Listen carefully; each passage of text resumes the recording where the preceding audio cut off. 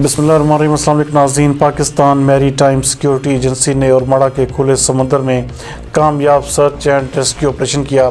हमारे नुमाइंदा एक्सोसी जावेद इब्राहिम मगी के मुताबिक Pakistan maritime security agency की फास्ट रिस्पांस बोट जो कि रूटीन पेट्रोलिंग पर समुद्र में मौजूद थी, दिन 11:30 बजे एमरजेंसी कॉल मसूल हुई कि अदील नामी माहीगीर कश्ती जो कि गडानी से मछली के शिकार के लिए निकली थी, इस वक्त खुले समुद्र में ओरमाड़ा से तकरीबन 8 नॉटिकल मील दूर मशीनरी ख़राब हो जाने की वजह से बेयारो मददगार खड़ी है। PMSA की फास्ट रिस्पांस बोट मदद के लिए फ़ौरन रवाना हुई। मौका पर पहुंचकर 6 माहीगीरों की जान बचाई गई, जबकि माहीगीर कश्ती के इंजन को मरम्मत भी किया और माहीगीरों को खाना और तिब्बी इमदाद भी दी गई। बाद अज़ां कश्ती को वापस गडानी रवाना कर दिया गया। नाज़रीन, Pakistan maritime security agency महदूद वसाइल होने के बावजूद अपने माहीगीर भाइयों की मदद के लिए हम वक्त तैयार रहती है।